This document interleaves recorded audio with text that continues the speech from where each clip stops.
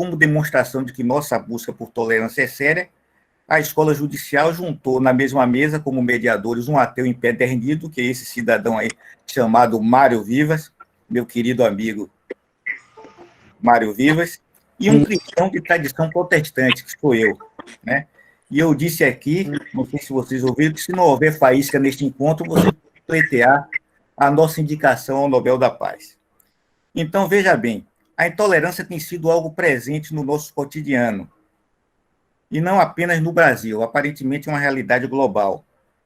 E a intolerância pode se manifestar de diversos modos e pode versar sobre diversos assuntos. Há a intolerância política, que está tão presente no nosso cotidiano também, há a intolerância ideológica, há tantas outras formas de intolerância em face das diferenças. E eu disse que a intolerância pode partir até mesmo dos que se julgam suprassumo da tolerância, os que acham que não tem qualquer preconceito. Estes, muitas vezes, são mais intolerantes do que aqueles a quem eles rotulam de intolerantes, porque só querem ouvir quem pensa exatamente como eles, e rejeitam todo e qualquer ponto de vista que eles considerem arcaico, ultrapassado, conservador. Aliás, hoje uma coisa muito interessante, meus queridos, é que, dependendo de como o discurso começa, até na própria saudação, você não ouve mais quem está falando.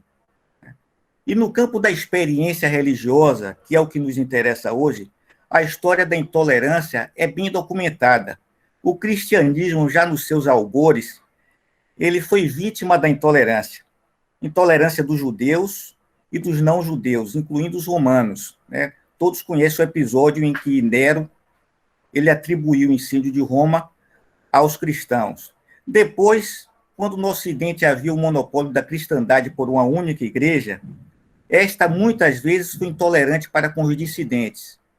Quando a reforma protestante rompeu a unidade da cristandade, vieram as chamadas guerras religiosas, e só depois de muita intolerância e muita mortandade, e a partir da influência de alguns pensadores, alguns iluministas e outros não iluministas, como Roger Williams, é que, enfim, se passou a reconhecer a liberdade religiosa como um direito humano. Há quem diga, inclusive, e eu falo de Georg Jelinek, um constitucionalista alemão, que na luta pela liberdade de religião é que está a verdadeira origem dos direitos fundamentais. Hoje, nós estamos aqui com 4 convidados, que eu acredito que pertencem aos 4 grupos religiosos mais representativos do Brasil, pelo menos do ponto de vista numérico, ou pelo menos na Bahia, né? O cristianismo católico, o cristianismo de tradição protestante, os cultos afro-brasileiros e o espiritismo kardecista. Eles foram convidados para falar sobre como vem a questão de intolerância religiosa e como é possível contribuir para uma sociedade mais tolerante, enfim, para a promoção de uma cultura de paz. Considerando que a intolerância, que tem como causa a diferença do pensamento, e uma tendência humana para se julgar superior aos outros, eu penso que uma de suas principais manifestações é a recusa a ouvir o que o outro tem a dizer. Então, o nosso encontro de hoje é importante justamente porque nos dá a oportunidade de ouvir o outro, o que pode, quem sabe, criar ou desenvolver em nós uma empatia com as dores e com as necessidades e desejos do outro. Numa palavra, alteridade. Eu passo, então, ditas essas palavras a título de introdução, a palavra ao colega Mário. Ele fará a apresentação dos nossos convidados e exporá as premissas, as diretrizes do nosso encontro, e eu, depois da exposição dos palestrantes, retornarei junto com ele.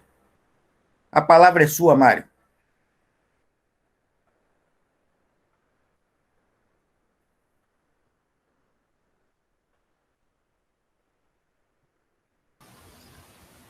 Mário, o microfone está desligado.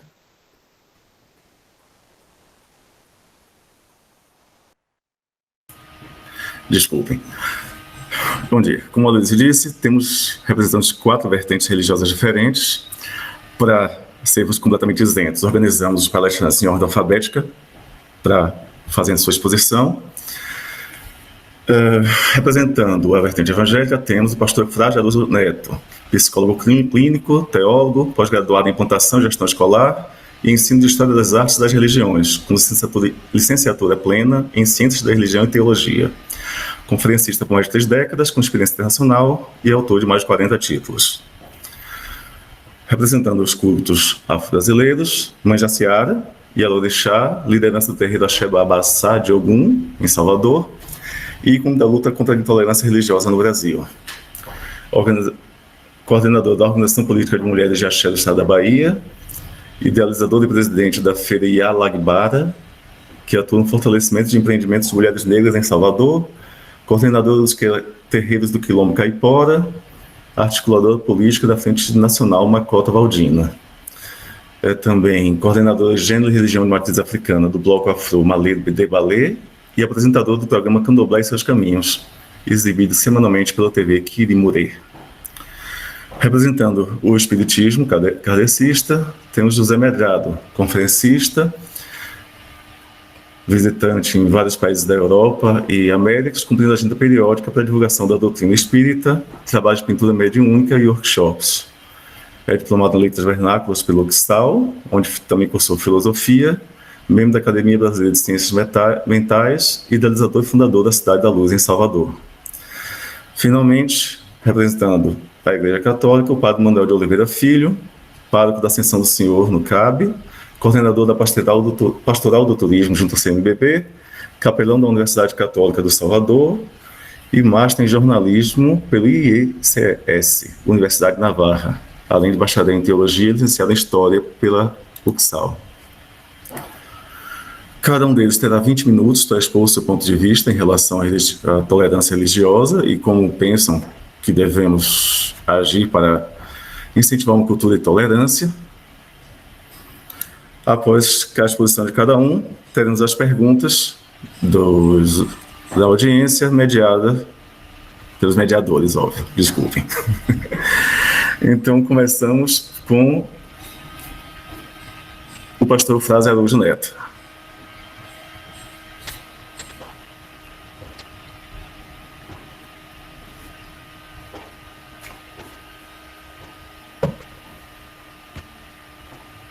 Aloysio?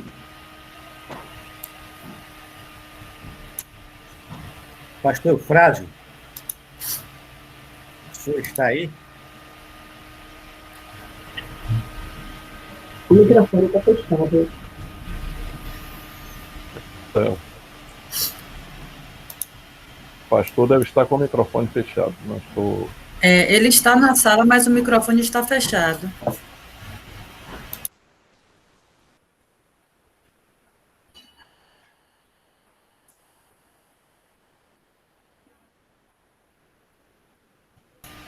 Aloysio, passamos então a Mãe Jaciara, enquanto resolve a questão do microfone do pastor? Isso.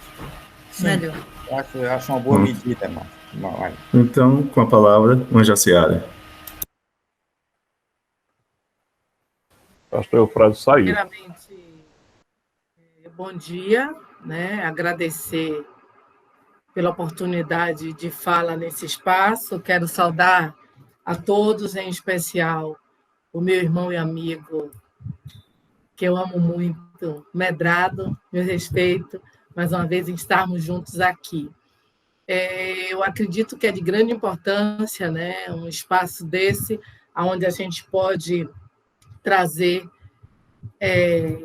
essa diversidade de religiosidade, né? Queria dizer que falar de intolerância religiosa, falar de racismo religioso, de ódio religioso, é algo que me deixa muito preocupada, até pelo momento que a gente está vivendo, né? Esse momento de pandemia, de afastamento social. Eu queria trazer o quanto tem crescido, né, os ataques à religião de matriz africana e ao povo negro, né? A gente tem tido várias denúncias, né, no Centro de Referência de Combate ao Racismo Nelson Mandela. Nós temos também várias denúncias no Ministério Público e também na delegacia, embora a gente não tenha alcançado a efetividade de denunciar como caso de intolerância religiosa. Ainda assim, pela minha trajetória de 21 anos da morte de Mangilda, que é um caso que teve visibilidade não só no âmbito estadual, mas também no âmbito internacional, né? A ONU também traz isso como um caso de grande visibilidade para servir de exemplo, para a gente coibir esses ataques. Mas queria, primeiramente, dizer que a minha fala aqui é uma fala de uma mulher negra de Candomblé que vem numa militância de 20 anos da morte da minha mãe, então eu não tenho como falar de intolerância religiosa sem fazer a denúncia do que eu milito, do que me traz para esse espaço, né? Falar da morte de Mangilda, para mim, é falar também de muitas mortes silenciadas, até a forma que fomos arrancados de África, de forma subhumana, temos que ocultar o nosso nome, enterrar os nossos orixás, e mesmo agora, no século XXI, onde a gente fala em laicidade do Estado, em laicidade do país, isso não acontece. Embora a gente tenha muitos projetos de leis, muitas pessoas engajadas nessa luta, né? Mas, politicamente falando, a gente passa por um momento de fundamentalismo, né? A gente tem um mandato de um presidente, um mandato não só de um presidente, mas de governo, de militantes, né, de causas, que termina levando a sua religião para o seu espaço de trabalho. A gente precisa entender que não dá para você dizer que o país tem só uma religião. A gente tem que entender que a diversidade existe, todo mundo tem liberdade, essa liberdade de culto que a gente não consegue adquirir, e o candomblé é uma religião que passa por momentos difíceis. Não quero dizer que a Igreja Católica, o Espiritismo, outro segmento religioso não tenha vivido momentos de perseguição, mas existe uma forma muito perversa de desafricanizar o nosso povo, né? Eles voltam à África, demonizam nossos deuses, colocam chifre e, mesmo assim, tomam posse do que é do nosso pertencimento, né? Existem igrejas neopentecostais que terminam usando algo que é do candomblé e faz outro recorte, né? A rosa da pombagira, a aliança da pombagira, rolar no sal. Então, assim, a gente tem vivido momentos de grandes perseguições. Queria trazer também um elemento muito forte para o candomblé, que é o acará, o acarajé de Oiá, que é uma comida, né, de uma divindade, ancestralidade Oiá, que termina os evangélicos também tomando posse e mudando o nome, né, para Bolinho de Jesus, mesmo sabendo que pertence à religião de matriz africana, e a gente ainda não consegue efetivar algo que coíba essa forma tão banal de dizer, não, está tudo bem, isso é normal. E queria dizer que a intolerância religiosa ela não está só nas invasões dos terreiros. Recentemente, agora, nós tivemos novamente um ataque no busto de Mangilda, né? Em 2016, o busto foi violado, apedrejado, quebrado, a gente reconstrói, e agora, né, ontem fez um mês que o busto foi violado, e a gente ainda não tem resposta. A advogada do terreiro, no momento, conseguiu efetivar a prisão, né, do homem que foi lá e disse que foi em nome de Deus, mas a delegada achou que não era intolerância religiosa. Não pôde prescrever, não pôde fazer o boletim de ocorrência como intolerância religiosa. Isso foi vandalismo. Então, assim, é difícil quando você chega em um lugar desse, que quem está no poder tem a sua religião, porque, no mínimo, essa delegada ela é evangélica. Porque, no momento, ela disse que ele teve um surto. Até a advogada do terreiro perguntou: a senhora é delegada ou a senhora é médica, né? Então, ou doutora, para prescrever que ele teve um surto. Agora, imagine se a gente de candomblé, né, Medrado, querer surtar. Então, a gente tem um compromisso com o orixá. A gente não faz proselitismo, a gente não bate na porta de ninguém. O candomblé é uma religião de portas abertas. Vem através de sonho, vem através da simpatia, ou de um sinal ancestral. A gente não bate na porta de ninguém, dando a salvação, dizendo Oxum vai salvar você. E o que eu queria dizer mais é que nesse momento que o busto de Mangilda é violado, a gente vê que mesmo no momento de pandemia, né, que está todo mundo em casa, que tem que estar no afastamento, como é que um indivíduo sai da sua igreja, né, e vai apedrejar um símbolo que é grandioso para a religião de matriz africana. Quando ele apedreja Mangilda, não é só a imagem da minha mãe biológica, é uma nação do candomblé. São todas as mulheres de candomblé que se sentem realmente violentadas nesse momento. E aí eu poderia citar vários casos de racismo que são silenciados, né? Mesmo depois dessa denúncia do busto de Mangilda, um filho do terreiro foi fazer uma oferenda aqui perto na comunidade, que eu moro aqui na Lagoa do Abaeté, e foi espancado por um homem porque ele estava de branco. Aí a gente para o ritual e vai para a delegacia. Mas mesmo eu, sem advogada, conseguimos registrar como intolerância religiosa. Então, assim, eu acredito que a gente não pode ficar sem denunciar. A denúncia é muito importante, mas eu acredito que, depois dessa minha exposição em relação a todos os casos de intolerância religiosa que tem acontecido, eu poderia citar o de Mangilda, como foi dito, eu poderia citar o de Makota Valdina, por isso que surge a Frente Makota Valdina, porque mesmo depois de morta, uma vereadora branca dentro da Câmara de Vereadores insulta o momento onde um vereador pede o silêncio pela morte de Makota Valdina, 1 minuto de silêncio, e ela pede em seguida 1 minuto de silêncio para uma rinoceronte. Então, assim, é complicado a gente não sentir dor dessa forma. Nos mata, e mesmo depois de mortos, ainda tentam nos matar. E não adianta a gente fazer campanha, ninguém solta a mão de ninguém, vida negra importa, não é cor de pele, não é questão de religiosidade, é questão do direito à vida. E nesse momento de pandemia, que esse mistério vem para o mundo, né? Que tantas religiões diz que é praga, que só vai ficar vivo quem tem a Bíblia, tem até máscaras invisíveis que Deus manda colocar no rosto, e as pessoas são enganadas a cada momento. Então, a minha trajetória e a minha militância é de trazer essa história de Mangilda, não só como um caso isolado, mas trazer outros, né? Como a menina Caliane, né? Que foi apedrejada no Rio, como agora, recentemente, mais um terreiro foi tocado fogo, né? São 8 terreiros, e agora com mais um, nós já estamos em 9 terreiros que foram praticamente destruídos. E aí a gente está com um momento ainda mais difícil, que são os traficantes, né?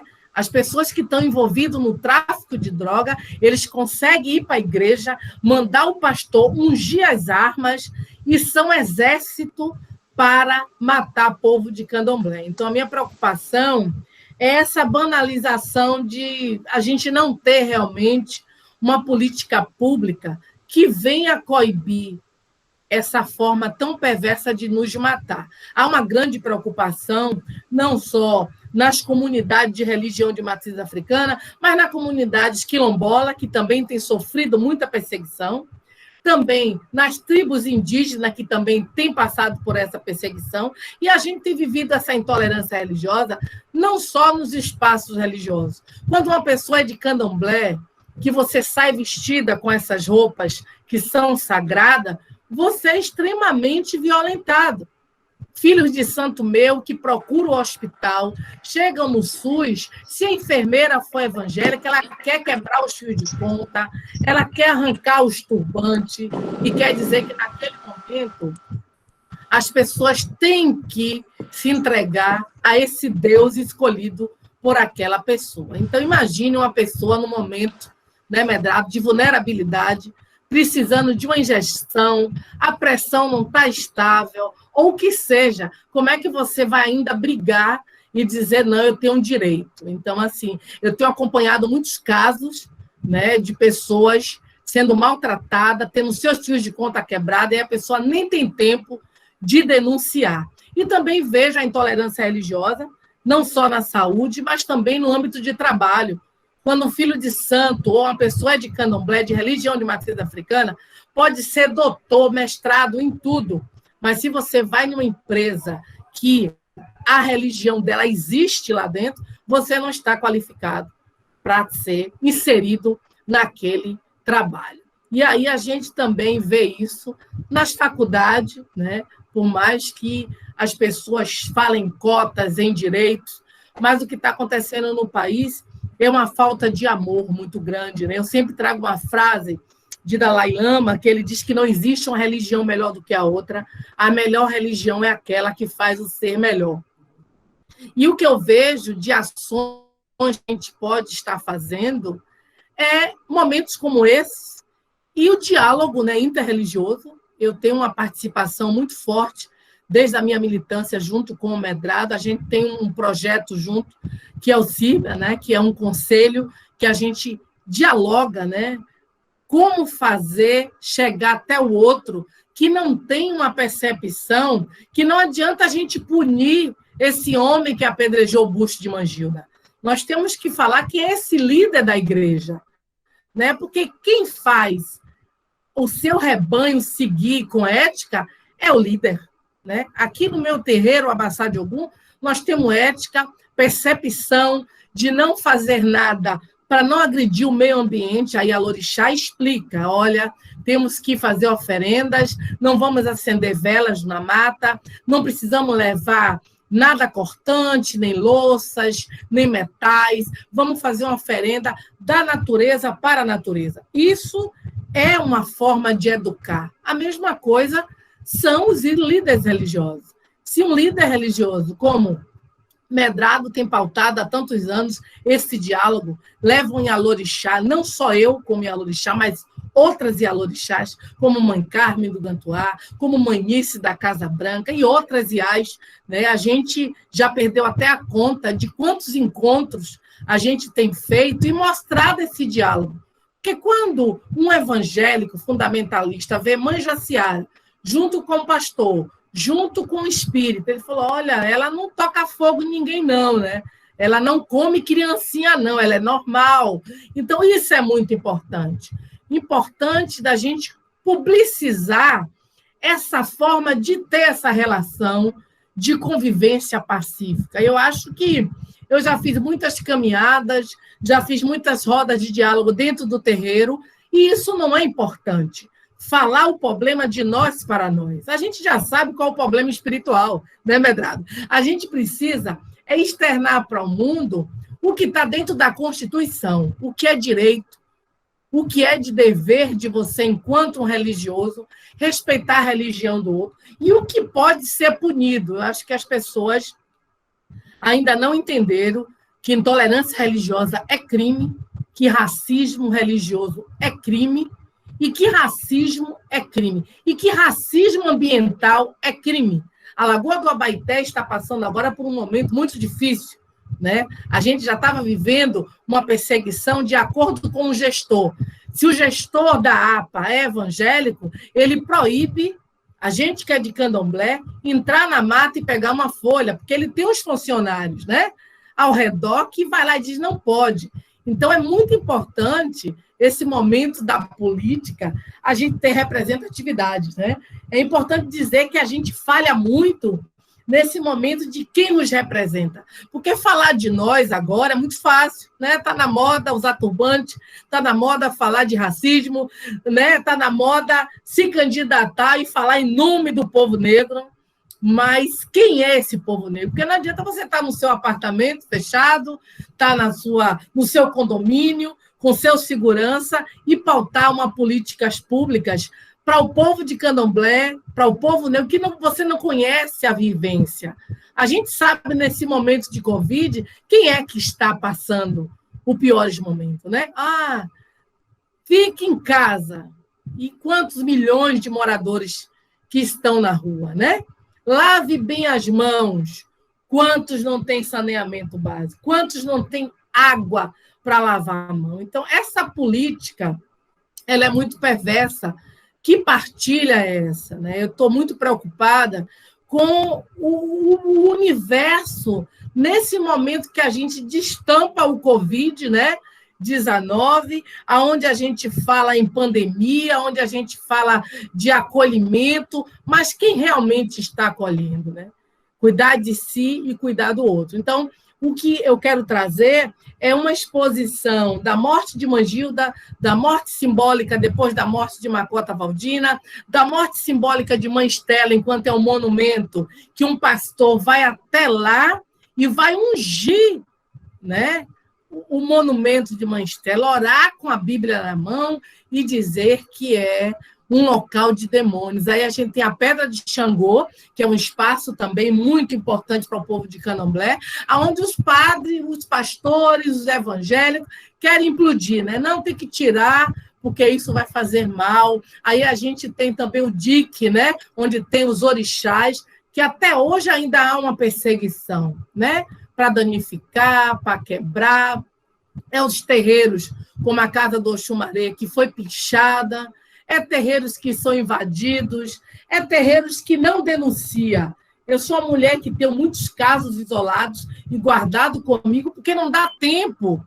O racismo, ele não deixa a gente descansar. Então, eu queria trazer um pouco desse momento do que a gente pode fazer, né? Esse espaço, o que é que esses líderes religiosos trazem aqui e o que é que vocês, né, enquanto acadêmicos, magistrados, podem levar também para os seus espaços de poder, de comunicação, para coibir esse ódio religioso e essa forma tão perversa de nos matar. E o que eu acredito que a gente possa estar fazendo para mudar essa situação são esses exemplos de cultos, né? E de ter espaços através da mídia, campanhas que a gente possa dizer, olha, Candomblé não cultua o diabo, olha, Candomblé Manjaciara é minha amiga, eu consigo dialogar com o Medrado, com o padre Alfredo, com o pastor Rafael, com o padre, enfim, com um bandista. Então, acho que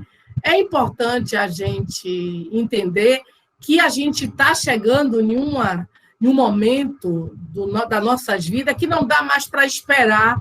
Será que vai mudar? Ou a gente faz agora essa transformação, ou então não adianta. Imagine para mim 21 anos da morte de Mangilda e eu ainda ter que ir na delegacia denunciar um caso de violência pela imagem dela. Então, foi muito ruim chegar lá e encontrar vários cacos de vidro, o rosto dela machucado, quebrado. Foi uma dor, porque eu estou falando da minha mãe, né? Não estou falando de Maria Filipa, nem de Zumbi dos Palmares, estou falando de Mangilda.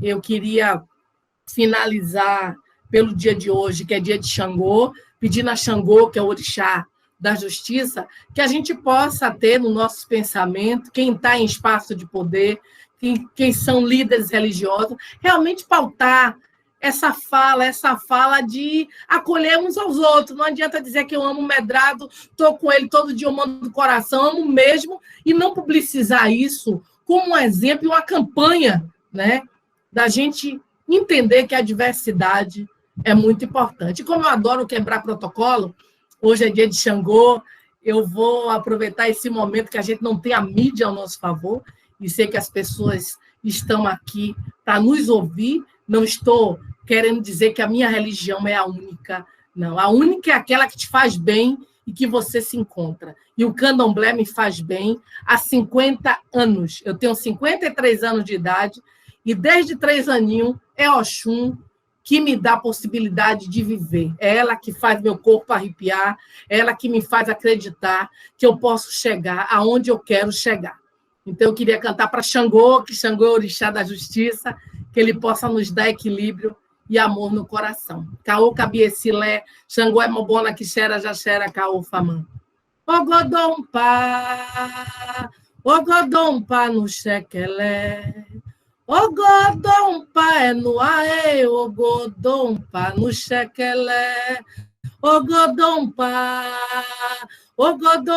no xequelé, Ogodompa é no aie, Ogodompa no xequelé. Estou dizendo que Xangô desça de Orum, que é céu, venha para a terra aí e faça uma grande festa nas nossas vidas de proteção, de amor, que a gente possa ficar invisível, né, nesse momento de tantas incertezas. Muito obrigado. A do pé.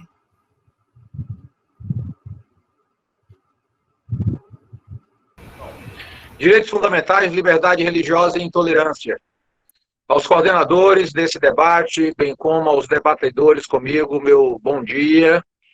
É-me honroso cumprimentar aos magistrados de minha querida Bahia, que estou fora desde 1987, e também magistrados de outros estados brasileiros participantes deste evento. Esta honra responsabiliza-me falar-lhes, dada a importância deste 10º encontro institucional da magistratura TRT5, ilustres magistrados, o meu afetuoso bom dia.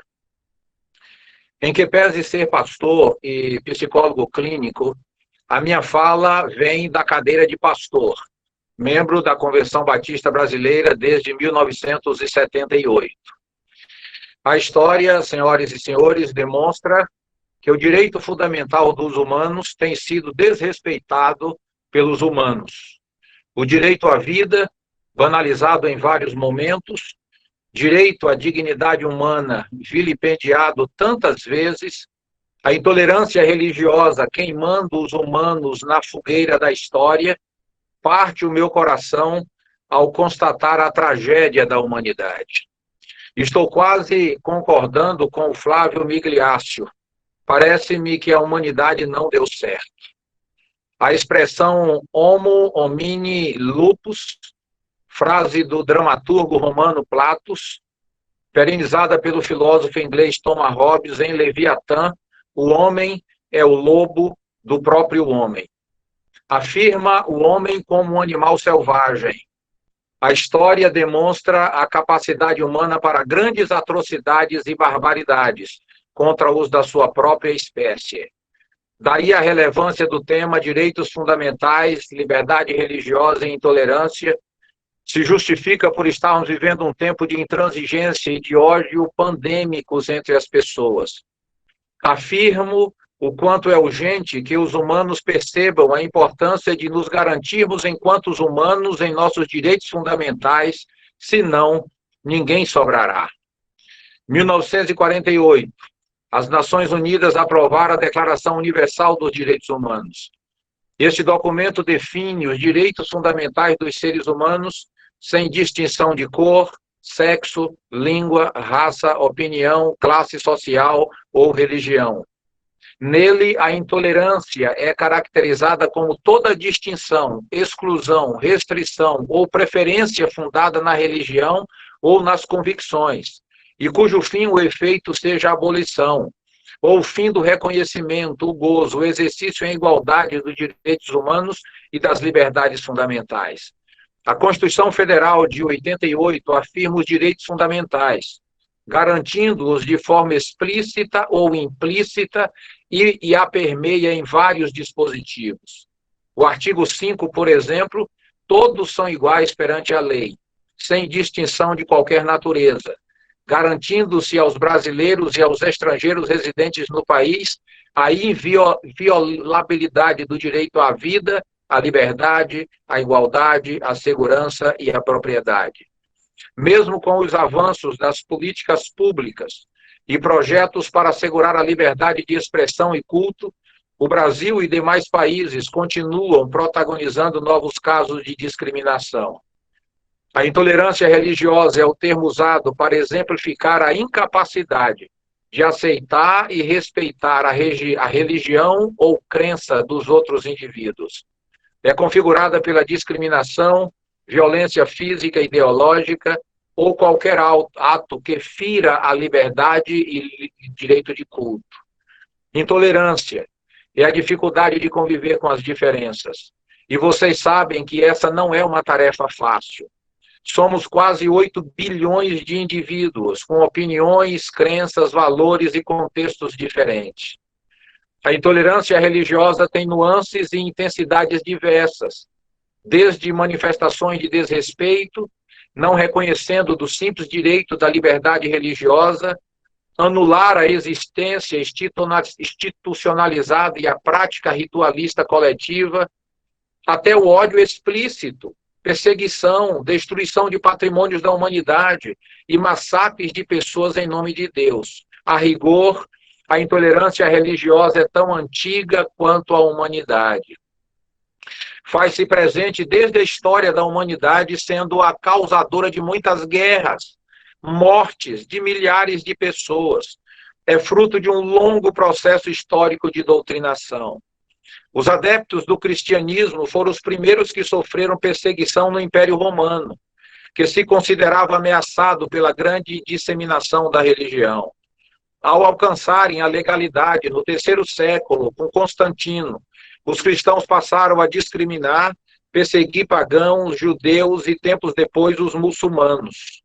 A caça às bruxas, perseguição religiosa e social iniciada no século XV, as cruzadas, movimentos militares de inspiração cristã, que partiram da Europa Ocidental em direção à Terra Santa, mataram e expoliaram a muitos, isso em torno do ano 1000. A Inquisição é um grupo de instituições dentro do sistema jurídico da Igreja Católica Romana, cujo objetivo é combater a heresia. Começou no século XII na França, para combater a propagação do sectarismo religioso, em particular em relação aos cátaros e valdenses, e se espalhou pelo mundo, inclusive no Brasil. A perseguição dos judeus na Segunda Guerra Mundial é mais um traço de intolerância do século XX. A tolerância religiosa deve se manifestar não apenas como direito à crença, mas também como expressão de uma consciência livre, direito de participar da sociedade sem ter que abrir mão de suas características peculiares, cunho religioso, etc. Viver sem temer julgamentos discriminatórios ou de recriminações de qualquer ordem. Existir sem sofrer atos de violência em virtude de suas crenças ou não crenças religiosas. Pois a intolerância religiosa manifesta-se por meio de discriminação, profanação, agressões verbais, físicas e mortes. A tolerância religiosa, a não imposição sobre o outro de nenhum estilo de vida, usando a violência, coação, o menosprezo e o preconceito. Humberto Eco fala no seu soberbo livro Em que creem os que não creem, que todos têm direito a crer e a não crer. A existência dos direitos fundamentais e suas garantias são uma prova inegável da evolução da sociedade, que passou a buscar seus direitos e fazer frente aos ditames de um novo tempo. Os direitos mais prezados na humanidade, direito à vida, dignidade da pessoa humana, igualdade e a liberdade. O caminho da tolerância religiosa no Brasil começou com a chegada dos portugueses, a colonização, uma intolerância enorme. As diferenças entre as populações que aqui viviam e os europeus foram motivo de violências e perseguições. Os índios foram obrigados a renegar as crenças e tradições de origem, enfrentando catequização dos padres jesuítas. A crença na superioridade racial dos colonizadores foi um dos motivos para a vinda dos negros africanos escravizados, que durou quase 4 séculos, e o mesmo processo manipulador se repetiu. Eles tiveram de cultuar seus orixás através dos santos católicos, uma estratégia para driblar a doutrinação católica dos senhores da terra. O domínio do catolicismo sofreu um enfraquecimento apenas no segundo reinado, momento de imigração alemã e vinda de pastores da Igreja Luterana. A consolidação da República permitiu maior liberdade de culto. As religiões de matriz africana continuam sendo as mais impactadas pela intolerância religiosa. No passado, os terreiros e participantes eram alvos da polícia e nos dias atuais são reféns de ataques e atos de vandalismo. Por isso, a Umbanda e o Candomblé são as crenças mais atacadas no Brasil. Depois vêm religiões evangélicas e espíritas, ficando logo atrás. 21 de janeiro comemora seu Dia Nacional de Combate à Intolerância Religiosa, em vigor desde 2007. Intolerância religiosa é uma realidade que o Brasil precisa abrir os olhos, pois a laicidade é uma das características do Brasil, onde a neutralidade religiosa do Estado é exigida. Todos os credos são respeitados, existindo uma divisão clara entre Estado e religião, não existindo, portanto, uma religião adotada como oficial, isso na teoria.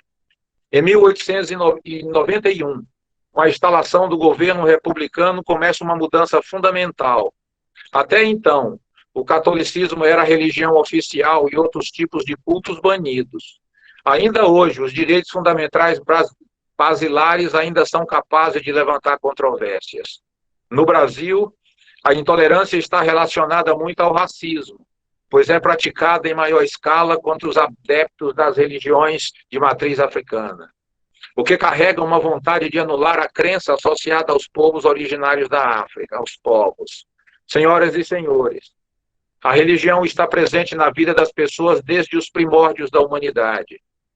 O pensador em psicologia, Jung, afirmou que todos os meus pacientes que ultrapassaram o meio da vida têm um problema religioso. As primeiras manifestações religiosas a que se tem registro era de origem politeísta, a crença em vários deuses. Várias culturas, como Grécia, Babilônia, Egito, etc., as praticaram. Depois surgiram as religiões de origem panteísta, onde se acreditava que tudo era Deus. Vieram, a posteriori, as religiões monoteístas, crença na existência de um único Deus. Tolerância significa a boa disposição dos que ouvem com paciência opiniões opostas às suas. A tolerância se instalou quando é praticada voluntariamente e não coagida. A estipulação dos limites da tolerância corre o risco de arbitrariedade. Isto viola o critério da imparcialidade. Contudo, os limites da tolerância devem ser postados onde a intolerância começa. A religião começa com o meio de demarcar o poder político e controlar a população. Isso não é novidade. John Locke conclama que aqueles que não possuírem e professarem o dever de tolerar todos os homens em matéria de simples religião não detêm nenhum direito de ser tolerados pelo magistrado. Rousseau formulou apenas um dogma negativo em sua declaração de fé dos cidadãos, o da intolerância. Voltaire disse: os homens devem evitar o fanatismo para merecerem a tolerância. Ele também adverte quanto ao ateísmo, pois um ateu furioso tende a ser uma praga tão grande quanto um supersticioso furioso.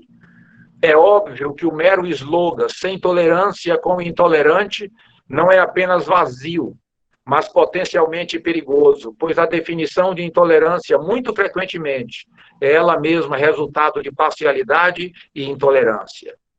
Ou seja, a ação contra a intolerância pode ser em si mesma mais uma forma de intolerância, pois muitas vezes as manifestações de intolerância resultam em violências. Por isso, senhoras e senhores, venho conclamar a que aprendamos a ouvir com paciência opiniões diferentes das nossas, a bem da sociedade civilizada e democrática, que asseguremos a liberdade de escolha individual, que desejemos viver numa sociedade saudável e justa, e que tenhamos cuidado com os comportamentos intolerantes. Não se pode imaginar que todos terão as mesmas opiniões, crenças, origens ou classes sociais. A sociedade é diversa, e viver em democracia é saber acolher, respeitar o diferente e ter empatia.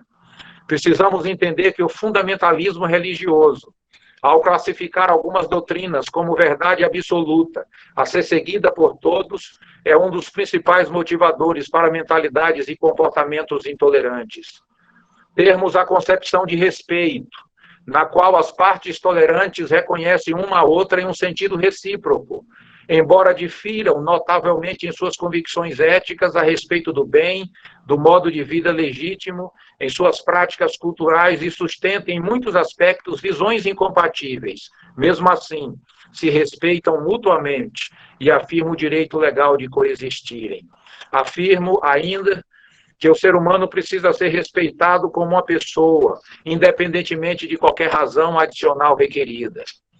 Os territórios das crenças são espaços de vida comunitária, abertos às diferenças de toda ordem. Venho afirmar o compromisso básico, elementar, de respeitar integralmente e de garantir, através da força de seus poderes constituídos, o direito irrestrito à liberdade de culto religioso. Este é um pilar básico e indispensável ao exercício do Estado democrático de direito. Nesse sentido, emerge a essencialidade de se valorizar o direito fundamental de a dignidade da pessoa humana, respeitando a todos os direitos individuais consagrados na Carta Magna, e entendendo que não existe hierarquia entre eles, ou seja, o direito à liberdade religiosa é tão importante quanto os demais direitos fundamentais dispostos. Afirmo a obrigação de todas as autoridades implementar meios para prevenir e conscientizar a população em relação ao tema, principalmente em espaços de formação de pessoas, a fim de que todos possam obter liberdade religiosa, respeitando a diversidade e pluralidade presente no Brasil. A conquista de um futuro digno exige revisitar o passado em busca de corrigirmos os erros históricos cometidos e ajustarmos o leme em direção a dias melhores. Penso que o poder público deve inserir o direito constitucional nas escolas públicas, contribuindo com a prevenção a futuros casos de intolerância, pois muitos desconhecem que está exposto na Carta Magna, o que ela assegura em relação aos direitos individuais e suas afirmações dos direitos fundamentais. Para isso, é importante que o Estado permaneça na postura laica, garantindo na Constituição Federal de 88, permitindo que o ambiente escolar tenha um ensino religioso não confessional e facultativo, onde seja ensinado a história das diversas religiões existentes, ensinando também a liberdade religiosa como direito fundamental, devendo este ser respeitado. Afirmo que a tolerância é uma virtude dos cidadãos de uma democracia. Logo, demarca e defende os limites da tolerância. É uma tarefa fundamental dos membros da sociedade civil. O conceito de tolerância sempre foi e continua sendo um conceito ambivalente. Em síntese, senhoras e senhores, não afirmo que todas as religiões estão corretas e são religações legítimas com o Pai Celestial. Por ser pastor, membro de uma instituição religiosa há muitos anos, acredito que Jesus Cristo é o único caminho, verdade e vida em direção a Deus. Mas isso não me autoriza, em nenhuma hipótese, a ser intolerante com as religiões que acreditam diferente de mim, pois afirma a dignidade da pessoa humana e seu irretocável direito à liberdade do processo democrático de direito. O Cristo se sobrepõe, e isso tem sido importante para mim. O cristianismo tem inúmeras falhas históricas, mas todos têm direito à liberdade. Discordância, sim, mas respeito sempre. As ideias de tolerância estão presentes nos livros sagrados, que afirmam o lado pacificador e inclusivo da religião. Na prática, é bem diferente. Por exemplo, Buda afirmou: em verdade, jamais se destrói o ódio pelo ódio. O ódio só é destruído pelo amor. Gandhi, a regra de ouro consiste em sermos amigos do mundo e em considerarmos toda a família humana como uma só família.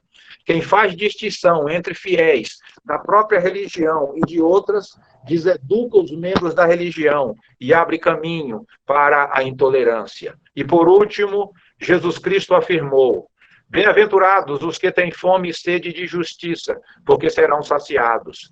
Bem-aventurados os misericordiosos, porque alcançarão misericórdia. Bem-aventurados os puros de coração, porque verão a Deus.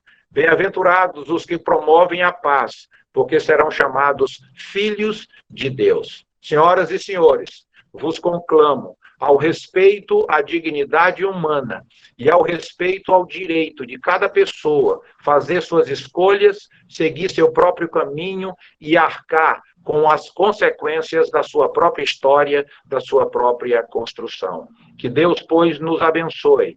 E grato a todos vocês pelo privilégio desta hora, e eu devolvo a palavra aos dois coordenadores da mesa. Muito obrigado.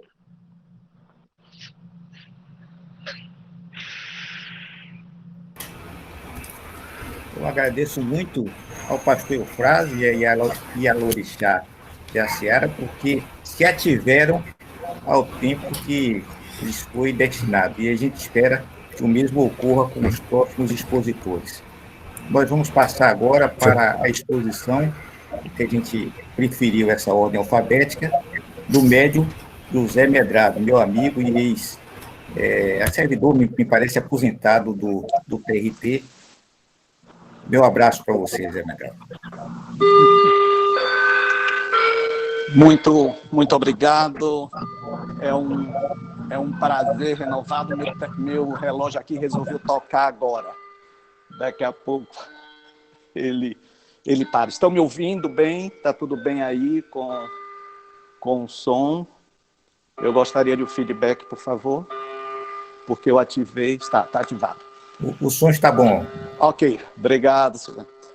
Olha, antes de mais nada e de pronto, eu quero aqui parabenizar o meu querido amigo desembargador Jefferson Muricy pela iniciativa e todos vocês que estão aí somando esforço para levar isso adiante. Sim, sou servidor com muita honra, aposentado deste tribunal, onde prestei serviços por 37 anos. E eu parafraseio sempre Gilberto Gil, quando diz ele que a Bahia lhe deu régua e compasso, eu digo que o TRT-5 me deu régua e compasso. Então eu quero, e sobretudo, estar também na escola judicial, porque lá nos seus primórdios, quando era ainda uma escola de magistratura trabalhista, eu fiz parte do seu corpo docente como professor, ensinando redação e regras gramaticais. Meus amigos, olha, eu penso que é muito fácil, me permitam aí as vênias devidas, falar, teorizar sobre essa questão da intolerância religiosa. É muito fácil, porque nós podemos estar no politicamente correto, onde efetivamente ninguém vai se opor. Mas penso que não podemos apenas falar de intolerância. Primeiro, que eu busco uma cota Valdina, bem lembrada por minha querida irmã Jaciara, e registro também o que disse o pastor Eufrásio, que o dia 21 de janeiro é o Dia Nacional de Combate à Intolerância Religiosa, porque foi o dia da morte de Mãe Gilda, a genitora da minha querida e amada amiga Mãe Jaciara, e desde aí estamos nesta luta juntos para realmente não apenas dizer eu sou intolerante, mas fazer um trabalho efetivo contra a intolerância. Mas, voltando a Macota Valdina, ela dizia que intolerância dá uma ideia de imposição. Olha, me engula, você tem que me engolir. E a proposta não é esta, é de respeito. Me respeite, eu penso diferente. Em verdade, não foi a promulgação da primeira Carta Republicana, em 1891, que estabeleceu a laicidade do país. Um decreto de um baiano, de Rui Barbosa, já propunha, em 1890, o respeito, a liberdade de crença e culto. Mesmo que neste interregno, entre o decreto de Rui Barbosa, de 1890, e a promulgação da Constituição em 1891, a primeira republicana, houve no Código de Processo Civil brasileiro uma colocação de intolerância religiosa contra o espiritismo, inclusive. Era crime ser espírita, passível de prisão por 6 meses e multa. Não é? Então, a gente vê que é um ir e vir constante. Não é? Então, o importante, na minha forma de sentir e de perceber, é efetivar realmente a separação do Estado da religião. E nessa separação é nem se cogitar religião, e sim cidadania. Não faz muito, por mais absurdo que pareça, o Supremo Tribunal Federal foi concitado a se tirar os crucifixos dos seus tribunais. Reivindicação justa. Por conta cidadã, não são todos os cidadãos que vão aos tribunais que são cristãos, aos ateus, aos que são de outra religião, e o STF denegou esse direito aos brasileiros ateus e não cristãos, dizendo que se tratava de tradição. Meus amigos, eu acredito que fé é uma questão de foro íntimo, não se discute legado. Mas no momento que nós falamos de laicidade de um país, nós estamos falando de direito cidadão. E aí não deve se entrar religião. É lamentável, continuo ainda achando, crucifixos nos tribunais federais, estaduais, municipais.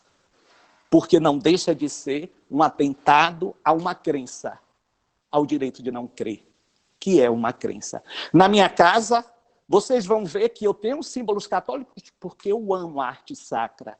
Mas o espiritismo não tem imagens. Então, é um direito de cada um. Então, quando nós falamos de combate à intolerância, nós já usamos até uma expressão de luta. Não é? Mas no momento que nós propomos respeito, é de igualdade. E aí a gente busca efetivamente o axioma que basilou a proposta de vocês nessa questão do direito e garantias fundamentais. Então, esta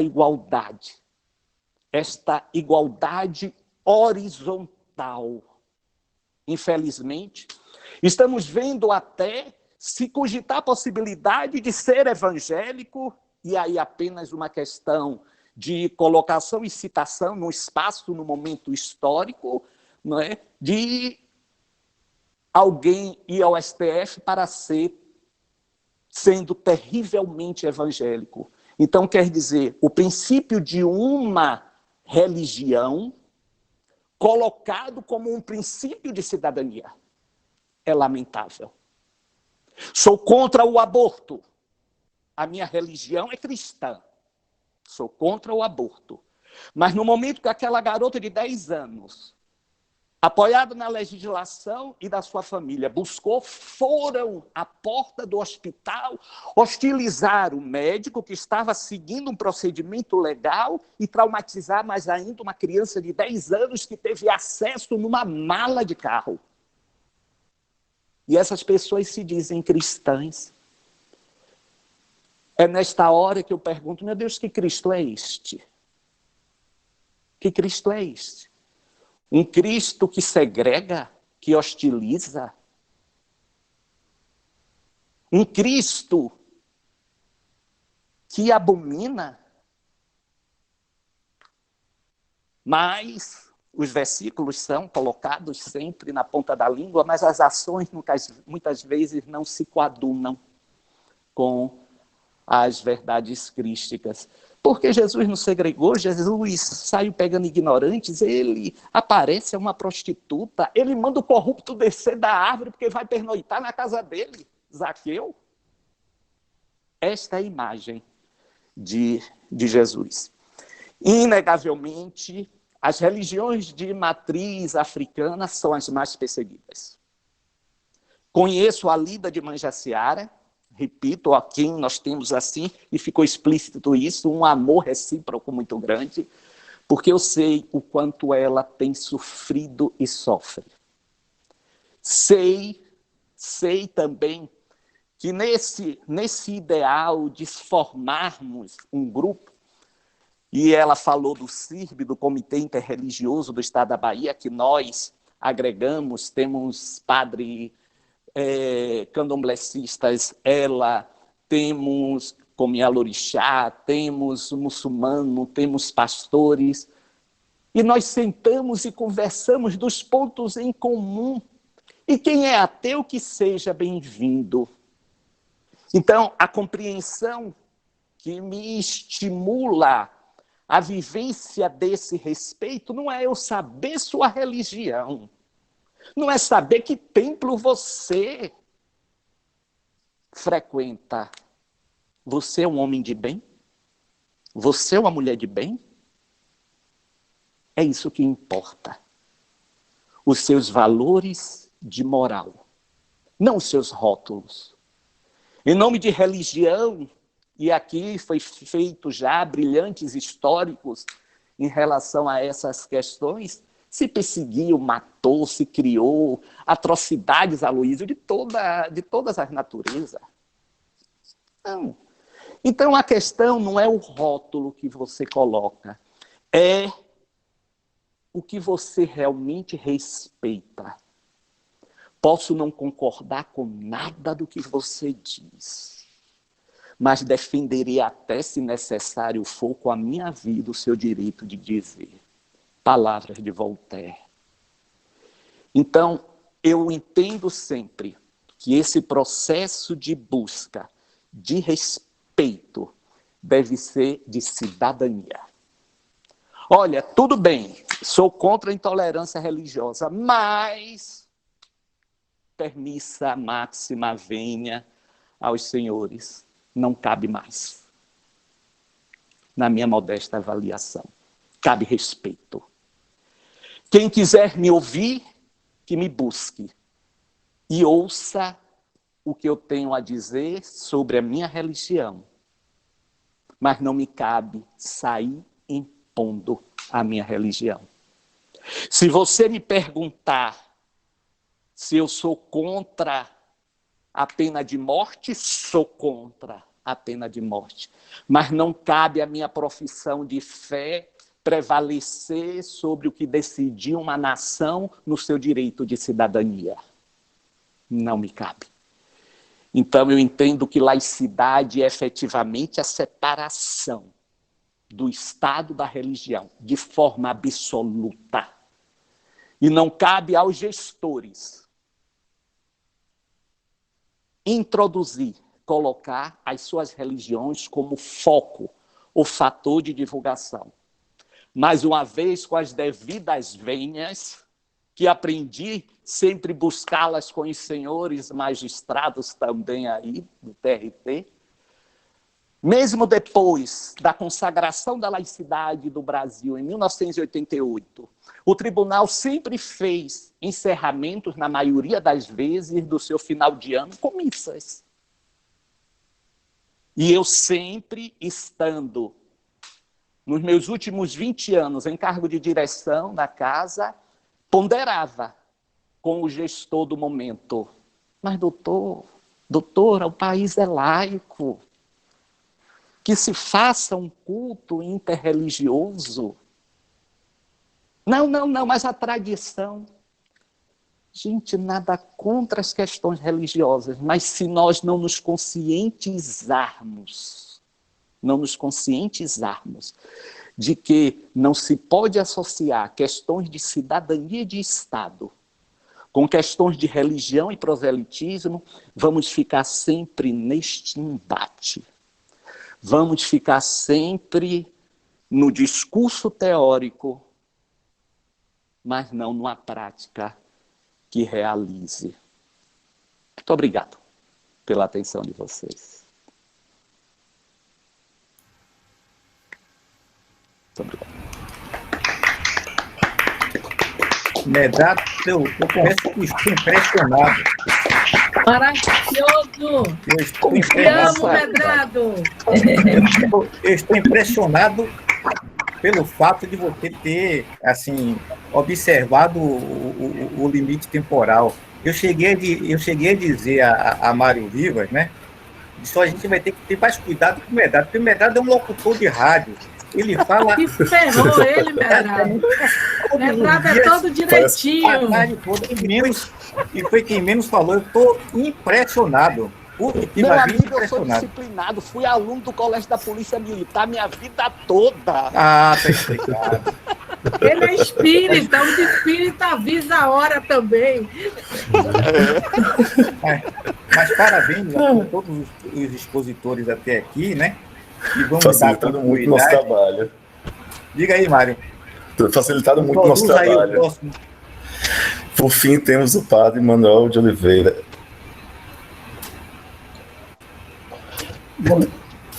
Bom dia a todas, a todos.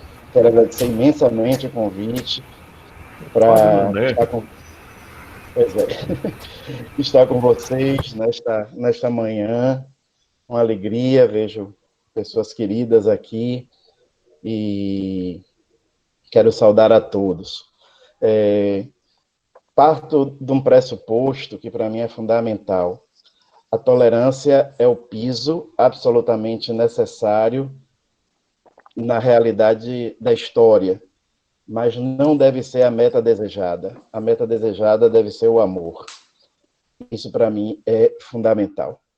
Não caminhamos para tolerar o diferente, devemos caminhar para amar o diferente. Não são as leis, são necessidades inerentes à convivência humana, mas nós devemos ultrapassá-las com a nossa humanidade. O ideal seria, e devemos sempre nos moldar pelo ideal, que não fôssemos regidos pela lei, mas que fôssemos regidos por uma humanidade engrandecida, tanto de lá para cá, como de cá para lá. Tanto de quem crê, como de quem não crê. Tanto de quem crê como eu, como de quem não crê como eu. Então, isso para mim é uma lente absolutamente necessária para usar num momento como esse. A tolerância é um piso, mas o teto, a meta almejada, deve ser o amor. Eu vou usar na minha fala, para ser objetivo, um texto da Comissão Teológica Internacional, um órgão do Vaticano, que em 2019 publicou um documento brilhante sobre a liberdade religiosa. Então, gostaria de passar para vocês esse tempo, esse momento, esse texto, algumas partes ao menos. Neste tempo, passo ao texto então. Neste meio tempo, né, na história da humanidade, um novo protagonismo, ou melhor, vou começar daqui. Onde quer que o problema da liberdade religiosa surja no mundo, hoje, esse tema é discutido em referência, positiva ou negativa, a uma concepção de direitos humanos e liberdades civis que está associado à cultura política liberal, democrática, pluralista e secular. A retórica humanista, que invoca os valores da convivência pacífica, da dignidade individual, do diálogo intercultural e interreligioso, é expressa na linguagem do Estado liberal moderno. E, por outro lado, ainda mais profundamente, atinge os princípios cristãos da dignidade da pessoa e da proximidade entre as pessoas que contribuíram para a formação e universalização dessa linguagem. A radicalização religiosa moderna, classificada como fundamentalismo, no âmbito de diversas culturas políticas, não parece ser um mero retorno mais observante à religiosidade tradicional. Essa radicalização é frequentemente caracterizada por uma reação específica à concepção liberal do Estado moderno, devido ao seu relativismo ético e indiferença religiosa. Ou seja, não é apenas uma questão estritamente religiosa, mas carrega elementos ideológicos muito fortes. Por outro lado, o Estado liberal parece para muitos igualmente objetável pelo motivo oposto. A sua proclamada neutralidade não parece capaz de evitar a tendência de considerar a fé professada e a pertença religiosa como um obstáculo para a plena admissão à cidadania cultural e política dos indivíduos. Uma forma de totalitarismo moderado, poder-se dizer, que torna particularmente vulnerável a difusão do niilismo ético na esfera pública. Ou seja, o que a Comissão Teológica Internacional nos apresenta é a ideia que, de um lado, vivemos sob a pressão do fundamentalismo religioso. Por outro lado, vivemos sob a pressão de uma lógica, de uma mentalidade de que o cidadão religioso é um cidadão de segunda categoria. E que, portanto, deve viver a sua religiosidade da porta da igreja para dentro.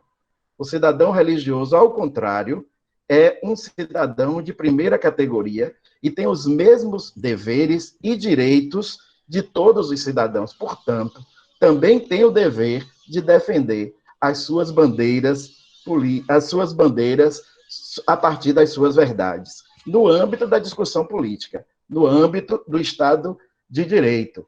Ele não pode ser considerado. Então, quando nós falamos de leis sobre a intolerância, contra a intolerância religiosa, somos cidadãos de primeira categoria e temos o direito de defender essas leis que devem ser promulgadas.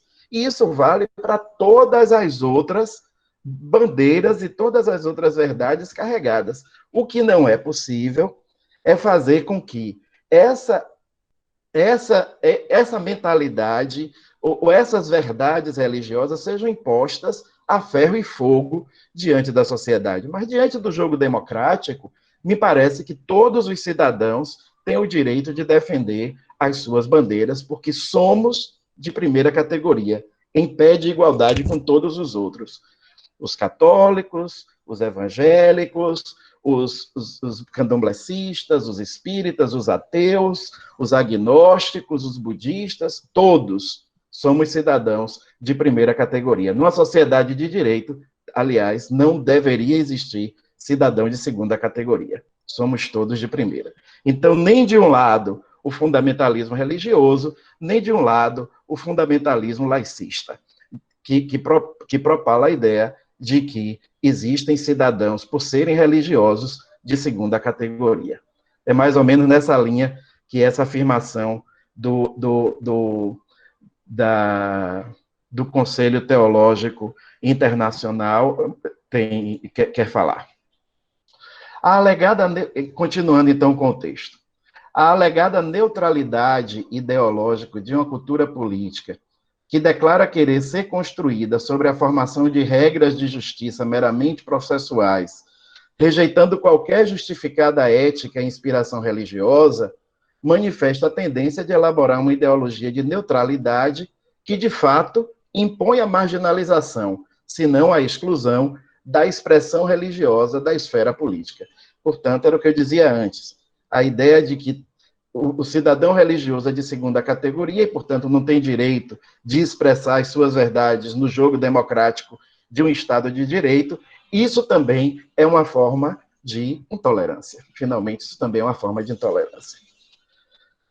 E, portanto, da total liberdade de participação na formação da cidadania democrática. Daqui fica clara a ambivalência de uma neutralidade da esfera pública, que é apenas aparente, e uma liberdade civil objetivamente discriminatória. Uma cultura civil que define seu próprio humanismo através da remoção do componente religioso da realidade humana é forçada a deixar de lado também partes decisivas de sua própria história, do próprio saber, da própria tradição e da sua própria coesão social. O resultado é a destruição de partes cada vez mais consistentes da humanidade e da cidadania das quais a própria sociedade é formada. A reação à fraqueza humanista do sistema faz frequentemente aparecer, justificado a muitos, sobretudo os jovens, o recurso de um fanatismo desesperado, ateu ou também teocrático. A atração incompreensível exercida pelas formas violentas e totalitárias da ideologia política ou militância religiosa, que pareciam já consignadas ao julgamento da razão e da história, deve interrogar-nos de modo novo e com uma análise mais profunda. Por isso eu fiz justamente questão de usar esse texto, porque, de fato, a gente pode cair com muita facilidade numa discussão, numa reflexão passional que acaba justificando ou dando combustível às intolerâncias. Né? Toda discussão irracional é combustível para as intolerâncias. Então, na verdade, e é isso que a gente vive, né? Quer dizer, nós vivemos num momento justamente que, se existem muitas coisas na moda, parece que uma coisa que está fora de moda é a racionalidade objetiva. E todas as discussões, muitas e tantas vezes, são construídas em cima de uma certa passionalidade da verdade absoluta. né? Então, de fato, precisamos tomar muito cuidado. Por isso, esse texto da Comissão Teológica Internacional, eu acho que nos enriquece bastante, a todos nós. Em oposição, continua o texto, a tese clássica que previa a diminuição da religião como efeito inevitável da modernização técnica e econômica, hoje se fala de um retorno da religião à cena pública. Na verdade, a correlação automática entre progresso civil e extinção da religião fora formulada com base em um prejuízo ideológico, que via a religião como a construção mítica de uma sociedade humana que ainda não dominava os instrumentos racionais capazes de produzir emancipação e bem-estar da sociedade. Esse esquema se mostrou inadequado, não apenas em relação à verdadeira natureza da consciência religiosa, mas também em relação à confiança ingênua depositada nos efeitos humanistas da modernização tecnológica. No entanto, é preciso a reflexão teológica que contribui para esclarecer, nas últimas décadas, as fortes ambiguidades do que foi apressadamente designado como um retorno à religião. Olha o que os teólogos, grandes teólogos internacionais estão falando. Muito cuidado nessa hora, muita calma nessa hora, quando falamos de um retorno à religião. De que religião? Que religião está retornando? Esse chamado retorno, de fato, continua o texto, também apresenta aspectos de regressão em relação aos valores pessoais e do convívio democrático que estão na base da concepção humanista, da ordem política e do vínculo social. Muitos fenômenos associados à nova presença do fator religioso na esfera política e social parecem bastante heterogêneos, se não contraditórios, em relação à tradição autêntica e ao desenvolvimento cultural das grandes religiões históricas. Novas formas de religiosidade, cultivadas no sulco de contaminações arbitrárias entre a busca pelo bem-estar psicofísico e as construções pseudocientíficas da visão de mundo e de si, apareciam sempre mais aos próprios crentes como desvios inquietantes da orientação religiosa. Para não falar de motivações religiosas toscas, de certas formas de fanatismo totalitário que visam impor a violência terrorista, mesmo dentro das grandes tradições religiosas. Ou seja, o que nós vemos atualmente como esse chamado, talvez, um retorno à religiosidade, que é um fenômeno da pós-modernidade, né? A pós-modernidade reencantou o mundo, trouxe um reencantamento. Quando eu fiz a licenciatura em História, na UFSAL, eu passei por 3 turmas. A primeira turma, todo mundo era ateu. Mesmo que fosse ateu, graças a Deus, todo mundo era ateu. 3 anos depois, era meio a meio. Meio a meio.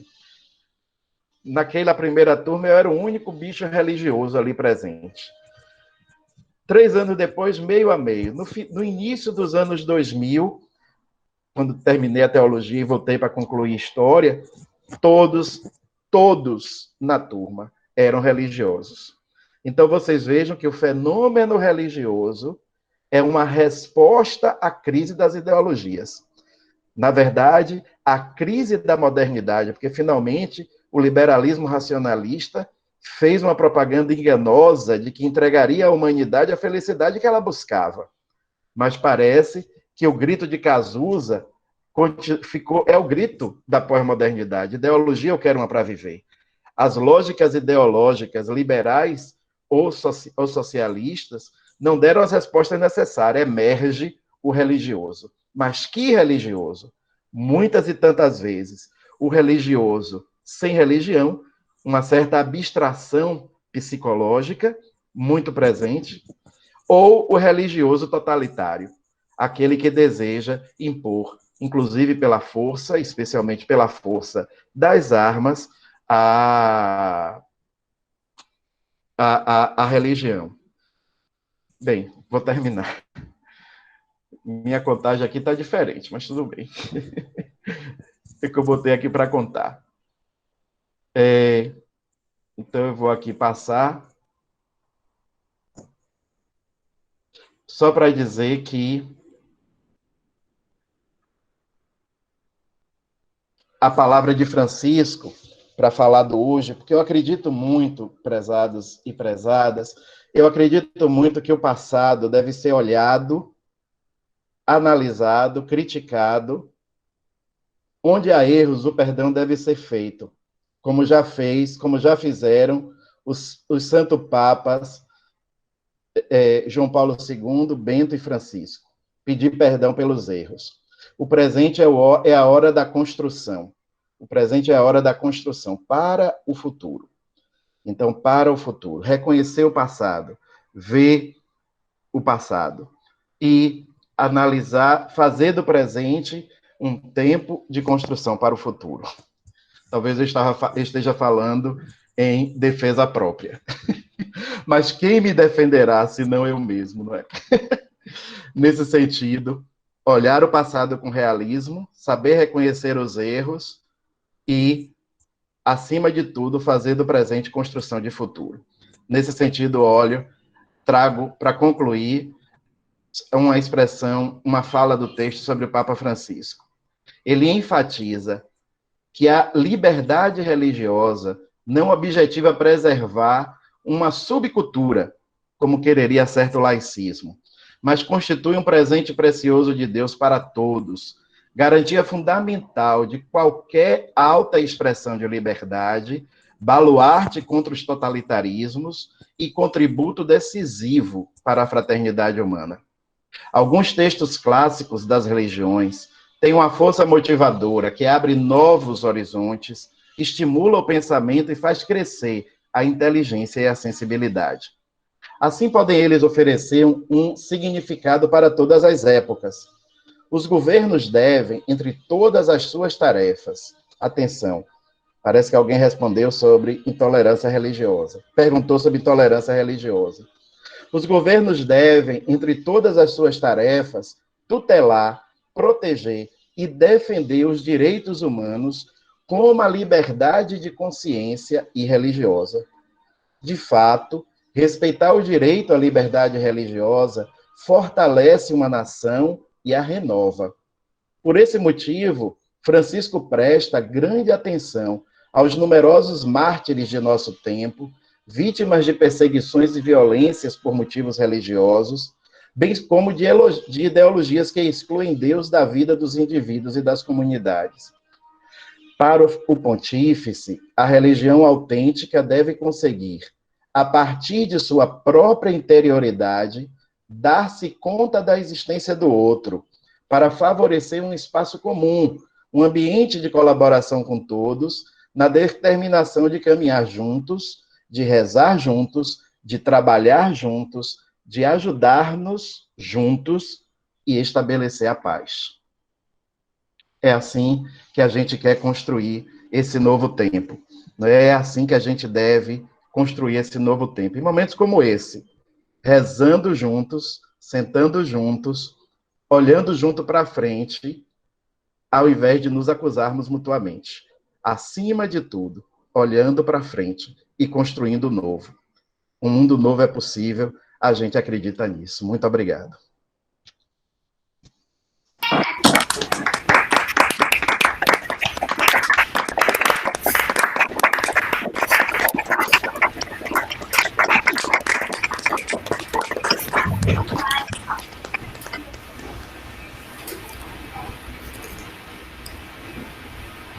Bem, ainda temos 27 minutos e esse tempo agora será dedicado a perguntas.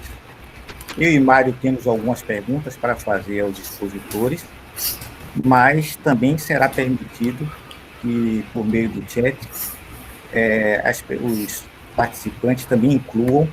Claro que a gente vai fazer uma filtragem ou, né, talvez até não seja possível que todas as perguntas sejam formuladas em razão do tempo, mas vocês que estão participando podem formular essas perguntas. Luiz, já três perguntas no chat. A primeira foi de Carla Cunha. Você quer que eu leia a pergunta dela ou dá a palavra a ela para explicar melhor? Carla, você gostaria de falar? Luísa. Pois não, Jefferson? Não, assim, eu vou fazer a sugestão, porque eu acho que, como a gente tem pouco tempo, talvez fosse melhor ler a pergunta e dar, assim, rapidamente aos palestrantes para fazer um ping-pong, um pinga-fogo, senão a gente não... Tem muito pouco Como é que tempo. seria, Jefferson? Estamos É minha sugestão. receptivos a... É apenas uma sugestão, claro, é que... É porque eu não estou ouvindo, eu não estou te ouvindo muito bem, tá? O volume está baixo. Ele sugeriu ler as perguntas para a gente ganhar tempo. Ah, pois não. Deixa eu ler a pergunta de Carla, então. A pergunta de Carla não é pequena, não. O STF analisará no dia 14 de outubro se o administrador público deve estabelecer obrigação alternativa para servidor em estágio probatório que estiver impossibilitado de cumprir determinados deveres funcionais por motivos religiosos. Também está pautado outro recurso que aborda a mudança de data de concurso por crença religiosa. Ela quer saber dos expositores se eles veem essas questões como questões de tolerância religiosa.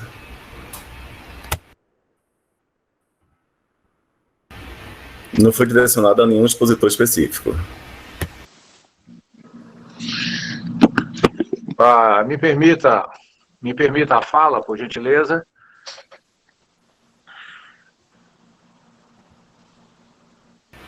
A Luísa, o pastor pediu para falar. Pastor? Pode começar. Ok, é uma pergunta muito interessante e que vai tocar exatamente no tema que nós estamos trabalhando. E como nós defendemos a laicacidade do Estado, ou a laicidade, ele precisa ser neutro. Então, você realizar um concurso num dia diferente, porque coincidiu com um dia que aquela pessoa não pode participar, isso trará despesas extraordinárias, montagem de uma nova estrutura para atender um grupo muito pequeno que não corresponde à necessidade do concurso. E isso onera o Estado e acaba sendo um custo em que todos nós pagaríamos, e aí foge exatamente a questão do Estado ser laico. Então, eu entendo que o concurso foi estabelecido, se a pessoa não deve participar por motivos de foro íntimo de sua religião, ele não deve participar do concurso. O Estado não deve criar uma opção, porque aquela pessoa não pode. Imagine se 3, 4 grupos não puderem e não coincidirem as datas. Então, isso é muito difícil, eu entendo, para que seja correspondida a essa necessidade. Então, eu defendo a isenção e que a pessoa, então, não faça o concurso. Com licença, eu acredito exatamente nisso. Não podemos, o Estado não pode se submeter aos subjetivismos mais variados, sejam eles quais sejam. Nesse sentido, eu acho que vale a pena aqui, de fato, uma reflexão, um pensamento sobre a importância de nós estarmos atentos a um certo modelo de construção de Estado no Brasil, com um Estado teocrático e muito perigoso, né? Não é um fenômeno exclusivo do Brasil, infelizmente, seria um consolo que se fosse, teríamos um problema menor para resolver, mas ele tem repercussões e tem tentáculos em todo o mundo. Então, com certeza, nós não concordamos com esse jeito de fazer as coisas. Eu traria um exemplo do esporte, muito conhecido mundialmente, de atletas adeptos de determinadas religiões, que a competição coincidiu com um dia em que ele não pode competir porque a sua religião não permite nenhuma atividade. E as instituições, líderes do esporte, entendem que ele não competindo, ele perde a competição. E não será criada uma competição extra para que ele participe, porque a sua religião naquele dia não permite que ele participe. Eu também venho nessa direção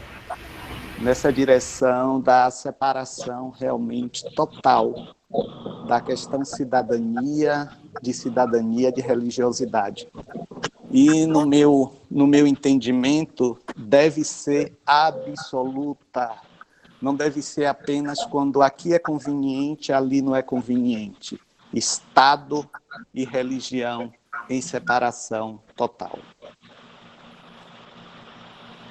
Eu também concordo com a fala dos companheiros, até porque a gente do Candomblé, quando está até no hospital fazendo um procedimento, sexta-feira a gente não pode comer carne, tem que usar branco, e a gente não tem essas vantagens. Eu acho que o Estado tem que ter uma política universal, né? Que agregue todos. Eu não concordo com essa forma de facilitar para outros.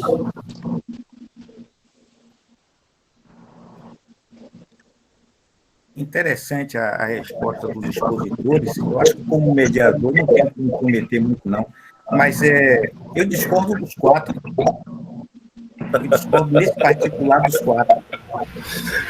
Eu entendo que a religião ela tem um componente identitário que faz com que o sujeito que é religioso ele não possa compartimentar a vida dele, compartimentalizar. Ele é religioso em casa, não é uma questão de foro íntimo, ele é religioso em qualquer ambiente. E que essa dimensão da liberdade religiosa tem que ser protegida. Entendo que essa questão, primeiro, há duas coisas que devem ser observadas. O laicismo e a laicidade, né? O padre falou mais ou menos sobre isso, porque existe o laicismo, que é o secularismo exacerbado e antirreligioso, e existe a laicidade, que é o simples fato do Estado ele se manter neutro diante da religião. Mas eu queria dizer o seguinte, que a laicidade, ela tem em cada ordenamento constitucional um modelo específico. A laicidade no Brasil não é a laicidade da França, não é a laicidade dos Estados Unidos. Cada país resolveu ajustar a sua compreensão de laicidade no seu texto constitucional de uma forma diferente. Eu vou dizer uma coisa que vai realmente, talvez, polemizar ou criar uma resistência, mas o Estado brasileiro não é neutro em relação ao fato religioso. Não é. Não é. A Constituição brasileira não é neutra em relação à religião. Não é neutra. Ela é neutra em relação às religiões. É diferente. Mas ela favorece a expressão da religiosidade. Favorece com imunidade tributária, favorece fazendo com que o casamento religioso tenha efeito civil, favorece permitindo a assistência, ou seja, as capelanias, nos órgãos públicos estatais. Então, eu discordo. Eu acho que tem que se mudar a Constituição, porque o modelo ideológico da Constituição não é esse tipo de neutralidade em relação à religião. É neutralidade em relação às religiões. Ela trata o candomblé da mesma forma que o catolicismo e as religiões evangélicas. Todas têm os mesmos direitos, né, têm a mesma autonomia coletiva e devem ser os seus adeptos respeitados na sua dignidade. É isso que eu vejo. Né?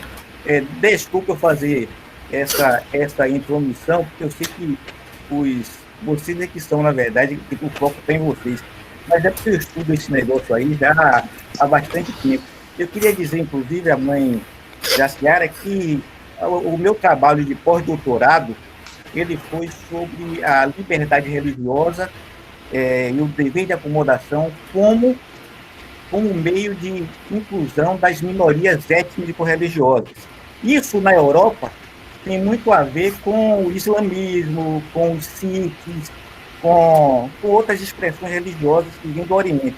Agora, aqui no Brasil, tem a ver justamente com o culto afro-brasileiro. Né? Eu até deixo esse trabalho para a senhora depois ler, eu teria o prazer em levar. Mas eu entendo isso, que a ideologia constitucional nossa, né, o sujeito constitucional brasileiro, ele não é neutro em relação à religião. Ele favorece a religião. Não estou questionando aqui, não estou dizendo se isso é bom ou ruim. Não é isso, não se trata disso. Eu estou dizendo que você lê do espírito da Constituição, das disposições, que há um favorecimento à religião enquanto expressão, enquanto manifestação cultural. Não estou dizendo que há o favorecimento de uma religião específica. Isso aí não. Isso é texto constitucional. Por isso que Medrado acertou muito quando ele sugeriu que, ao invés de uma missa católica, houvesse um culto ecumênico. Perfeito. Isso não contraria a Constituição. Aí não é a proibição de um culto que vai cumprir o modelo ideológico da Constituição, mas abrir o espaço para que todos os segmentos religiosos representativos possam se manifestar.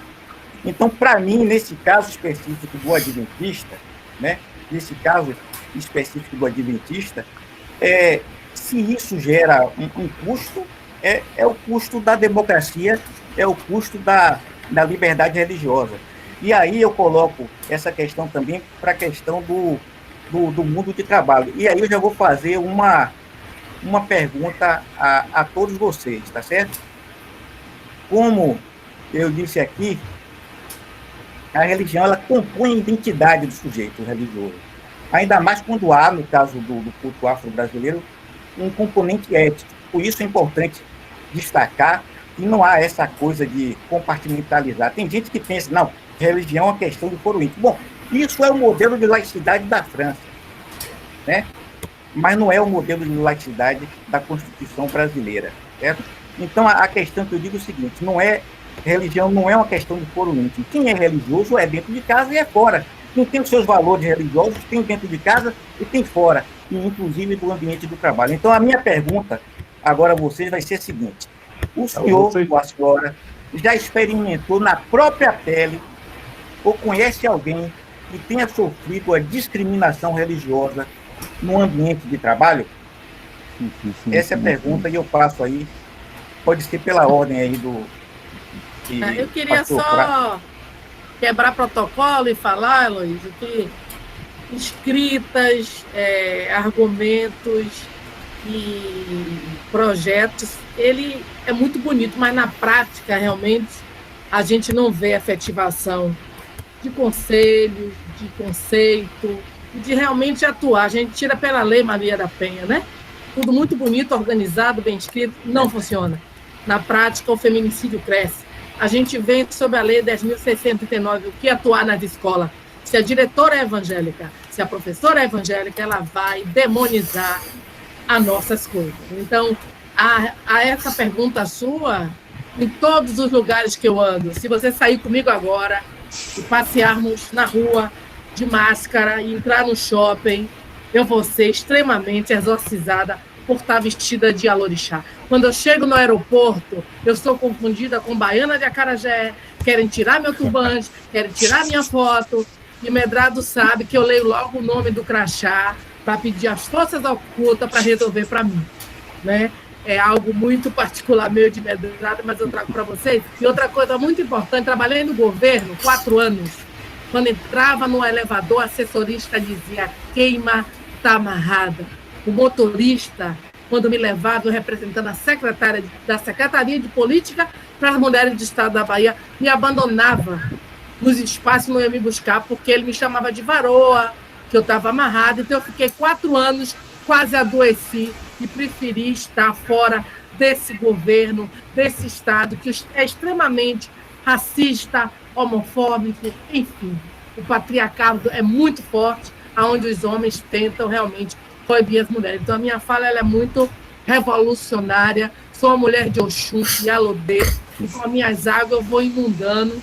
Quero dizer que estou muito feliz de estar aqui, mas essa é uma fala que só a prática realmente pode acontecer, botando não a nossa ideologia nem a nossa religião, mas realmente que é de direito de cada um. O direito à liberdade, ao culto, é que tem que prevalecer. E mais importante, não só nos tolerar, não só nos respeitar, mas deixar a gente ter o direito à vida. Porque o racismo religioso, ele tem adoecido. Quando ele não mata, com a morte matada, ela vem com a morte morrida, que é simbólico. A senhora vai gostar, então, do meu trabalho de pós-doutorado. Depois eu passo para a senhora. Eu quero até esclarecer, que posso ter sido mal interpretado, que minha pergunta não é negacionista, não. Eu não estou dizendo que não é discriminação, não. Pelo contrário, eu escrevo sobre isso. E eu defendo, por exemplo, o direito do trabalhador religioso de vestir, de usar as suas vestes religiosas, os trabalhadores afro-brasileiros, né, religiosos afro-brasileiros, no ambiente de trabalho. Eu escrevo sobre isso. Quem conhece meu trabalho, Liberdade Religiosa e Contrato de Trabalho, e o último também sabe. Inclusive, quero até dizer a vocês que esse livro vai ser publicado ainda este ano, provavelmente no início do ano que vem, na Espanha, né, em espanhol. É um livro que tem sido que dialoga muito com essa questão. Então, veja bem, eu não estou negando, não, viu? Eu estou concordando. Eu estou concordando com o que Aloysio, a pergunta foi mais com a finalidade de trazer a questão para o mundo nosso, que é o mundo das relações de trabalho. Deixa eu dar minha experiência de intolerância dentro do TRT. Vamos lá. Pode. Eu fui chefe de gabinete de um juiz que na época não era desembargador. Ele é ateu. Então, toda vez que uma aluna, ele já faleceu, toda vez que uma aluna ia até ele era professor ali em Ilhéus e Itabuna, ia até ele me chamava e dizia assim: lê a mão dela aí, vá, você não é espírita? Era. Aí eu virei assim: doutor, eu sou espírita, não sou quiromancista, não. Mas olha aí, ela vai casar, vocês não têm esse dom de perceber? Também não, doutor. Pedia para sair do gabinete dele. Ele não me liberava. Na época, não liberava. Eu, chefe de gabinete dele. Fui a doutor José Joaquim de Almeida Neto, presidente do TRT. Doutor, me tire de ofício do gabinete do juiz pelo qual eu trabalho, porque, doutor, ele tem me desrespeitado minha crença frequentemente com esses deboches. Eu sei que não é comum, não se tira de ofício, não é? Aí, doutor Joaquim disse: tá certo, eu vou lhe tirar. Me tirou de ofício. Esse juiz chegou à presidência do tribunal. Um dos primeiros atos dele foi me levar para trabalhar na presidência e me dizer: comigo ninguém pede para sair, eu tiro. E me botou numa sala e todo dia ele abria a porta para ver se eu estava naquela sala, para ver se... porque ele achava que eu não trabalhava, porque eu só vivia em função da pregação do espiritismo. E aqui e ali outros pequenos, inclusive de alguns magistrados, sim. Não escancaradamente como Mãe Jaciara passa, e isso que ela acabou de dizer é uma verdade absoluta, Mas tá aí, olha, depois de... Eu nunca coloquei isso público, a não ser algumas pessoas assim, mais próximas a, né, alguns presidentes que eu trabalhei, não é? Me perguntavam, porque sabiam aqui, ali e acolá, mas aí no TRT.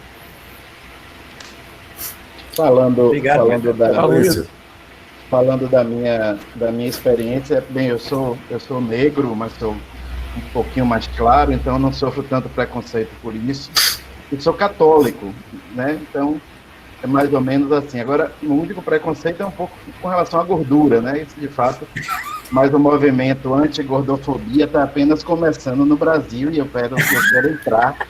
Eu estou fazendo todo o movimento para chegar lá, né? Mas, com relação ao catolicismo, não, ao contrário. Com certeza, estão surgindo cada vez mais. Nós vivemos há poucos dias a destruição de uma estátua de São Miguel, lá em Estela Maris, né? A imagem foi destruída, vandalizada. A gente ainda está aprendendo a falar sobre isso. A gente tem que aprender com as religiões de matriz africana, que obviamente tem um percurso, uma intensidade infinitamente maior do que a nossa, sendo inclusive vítimas, muitas e tantas vezes, da nossa concepção, mas a gente fala pouco disso. Inclusive, eu mandei, como eu tenho acesso fui coordenador de comunicação da Arquidiocese e tal, mandei para os veículos de comunicação da cidade, também nenhum divulgou, não. Acredito que vocês não estão sabendo, porque os veículos de comunicação não divulgaram que aquela imagem de São Miguel, uma imagem maior que tamanho natural, que foi implantada há menos de 2 meses, talvez, ali perto do cartódromo, em Lauro de Freitas, né, foi destruída. Outro dia houve um caso muito interessante que talvez seja interessante para os senhores discutirem aí nos fóruns internos. Uma empresária me pediu o contato de um padre de uma determinada paróquia onde está localizada a indústria dela. E ela me disse, eu quero falar com esse padre porque eu quero pedir uma indicação de uma pessoa católica para trabalhar comigo na limpeza da fábrica. Eu não faço nenhuma distinção nunca fiz, mas agora eu quero fazer, porque eu tenho imagens e todos os meus funcionários neopentecostais não aceitam limpar as minhas imagens. Então eu vou precisar contratar uma pessoa de serviços gerais católica para poder ter essa função de limpar as imagens e de eu não ter medo que ela quebre, inclusive. Né? Eu achei muito interessante e ela ainda me disse, e eu nem posso reclamar muito, porque nós podemos ser acusados de assédio moral, essas questões todas que os senhores conhecem mais do que eu sobre leis trabalhistas. Então, na verdade, esse é o movimento que existe hoje, também com relação ao catolicismo de intolerância. De fato, é uma intolerância que eu vejo, acho que mãe falou muito bem, da necessidade das lideranças terem consciência na formação. Esse povo que é intolerante, o auxiliar de serviços gerais, que não limpa a imagem por intolerância, ele também é vítima. Ele é vítima. É preciso que nós reconheçamos que ele é vítima de um processo de construção que ele sofre, um processo grave, arguto, e que precisa ser modificado. Com certeza o caminho é a educação. Mas só para ver como está funcionando para o lado dos católicos também. Está chegando o nosso momento, de certa forma, muito forte. Ô, Luísa. Diga, meu caro, o Eufrásio não chegou a responder essa pergunta, não? Não sei se ele... Bom. Meu nobre Aloysio, não. Essa pergunta não, porque eu confesso a você que eu não tenho sofrido na minha vida profissional essa espécie de situação. Eu fui funcionário do Banco do Brasil durante alguns anos e nunca tive esse problema. E depois, quando eu saí do Banco do Brasil para fazer teologia, fazer psicologia, desenvolver a minha carreira, ao longo da minha formação, eu não tenho sofrido preconceito. Talvez pela minha cor, talvez por estar participando de uma religião onde também é maioria. Então, eu pessoalmente não passei por isso. Agora, eu queria ainda discordar da sua discordância. Ok? Porque... vontade, meu querido. Eu queria discordar. Deixa eu avisar as pessoas aqui que o Eufrásio é meu amigo há muitos anos. Ok, a quem eu tenho um carinho grande. Mas olha, Luísio, quando você fala sobre isso, eu fiquei pensando sobre uma prática esportiva que eu mencionei o exemplo. Como faria uma competição que acontece no dia em que aquele atleta que precisa competir, que tem chance de ganhar, não pode competir porque a religião dele não permite? Aí você acha que o Estado tem que mudar a competição para outro dia ou fazer uma competição só com ele? E como seria isso? Eu entendo como tem acontecido na história, o atleta perde a competição, só isso. O Estado não precisa fazer toda uma mobilidade porque ele é de determinada religião. Eu acho que cada caso, a gente já está cumprindo, não vou nem poder comentar a resposta, mas cada caso tem que ser examinado. No caso de competição é uma coisa, concurso público, que você está retirando, na questão do concurso público, você está retirando o direito de um cidadão brasileiro a estar em igualdade de condições com o outro e se tornar servidor público, né? e me parece que encontraria o espírito de nossa Constituição, certo? É como eu vejo, mas não seria algo para comentar assim, com mais tempo, e a gente realmente chegou no limite. Mário, Luiz, exatamente, você me pediu para policiar o tempo. Exatamente, acredito que não há mais possibilidade de continuar. Mas eu vou só abusar um pouco da paciência de vocês para colocar uma questão. Teve uma discussão Teve uma discussão nas conversas a respeito da questão dos símbolos religiosos em repartições públicas. Quem não coloca, quem acha que deve, quem não deve. E colocaram o argumento da tradição cultural brasileira, que seria uma questão de tradição e tudo mais. A questão aqui, e eu quero ouvir a opinião de Mãe Jaciara sobre isso. Eu coloco vários símbolos, na verdade. Inclusive um Xangô, como ela disse, é o orixá da justiça. E o fato é que, quando você coloca um símbolo católico ou cristão, tudo bem, ninguém se incomoda.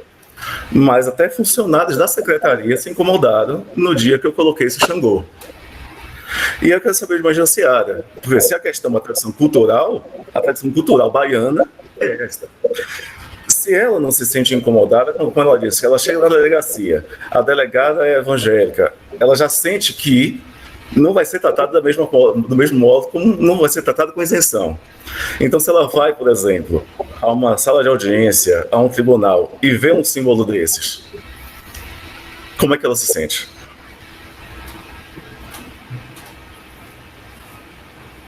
Na verdade, muito boa a sua pergunta, porque eu sou uma mulher revolucionária mesmo, sou de Oxum, né? Então, sempre na minha fala, eu já inicio falando da questão da laicidade, já vou dizendo que por que tem aquele símbolo. Eu termino fazendo um protesto com muita suavidade, mas deixando uma grande interrogação, por que tem que ter um Cristo, um símbolo, né, ligado a uma única religião, se a gente vive na diversidade.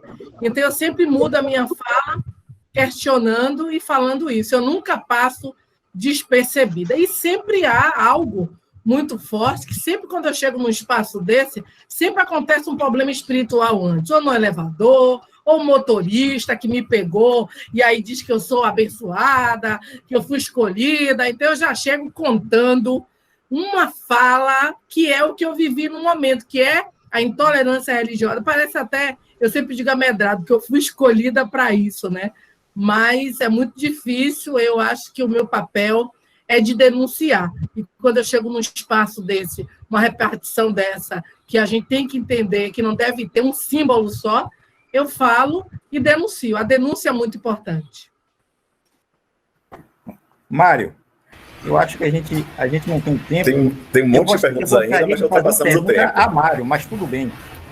Mário, diga aí primeiro. Mas eu queria até falar que eu só vou poder ficar até 12h10 e 5. Não, fique tranquila, a gente não vai pegar lá, não. A gente está terminando mesmo. Não, tem várias perguntas dos colegas, mas a gente não tem mais tempo, infelizmente. Não tem tempo, os colegas vão nos perdoar. Eu também, para ser sincero, tinha colocado 8 perguntas aqui para fazer. Mas é verdade. E a Cat, você quer escrever um livro, né? Escrever um livro hoje? Se aquiete. Não estou, não. Mário, eu fico com vontade de fazer. Mário, não responda, não. É só para concluir. É só para concluir. Mário, Luiz, vocês estão me ouvindo? O Jefferson quer falar. Você é a favor da implosão do Cristo Redentor? Eu acho que só quebrando também um pouquinho o protocolo, Luiz. Diga lá, gente. Explodir a reunião, então a conversa. Então, assim, a minha sugestão é a seguinte, é que a gente fizesse outra rodada dessa palavra, já que no final dessa palavra aos palestrantes, para eles fazerem sua considerações finais. Final, já que a mãe Jaciara tem que sair. Só quebrando o protocolo também. Vamos começar, inclusive, com a mãe Jaciara, tá certo, Mário? Mário, é excelente, viu, gente? Todas as suas inserções foram excelentes. Eu já me despeço de todos, porque eu combinei com o Mário que ele é que faria o encerramento. Eu fiz a abertura e ele fará o encerramento. Foi o que eu combinei com ele. Então, eu me despeço e agradeço a todos que participaram, ao pastor Caso, à mãe Jaciara, ao Zé Medrado e ao padre Manuel. Que Deus abençoe vocês e abençoe também o Mário. Deus abençoe a todos. Padre Manuel, um abraço. Então, mãe Jaciara, quer fazer suas últimas considerações?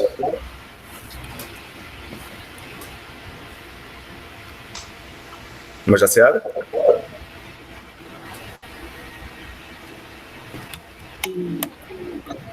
Queria agradecer, né, a oportunidade de estar aqui, saudando mais uma vez a meu querido irmão, que eu amo, José Medrado, que é a forma mais pura que eu vejo nessa minha trajetória de combater a intolerância religiosa, de coibir esse ódio através do acolhimento dele, da Cidade da Luz, e a forma que ele consegue juntar a diversidade em todas as religiões. Meu respeito a você, José Medrado, e Mojubá a todos, e tenha vida longa e paz e equilíbrio, e que nesse momento de afastamento a gente possa se transformar para uma vida melhor.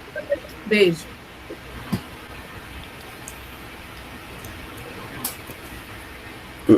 Os demais, pastor?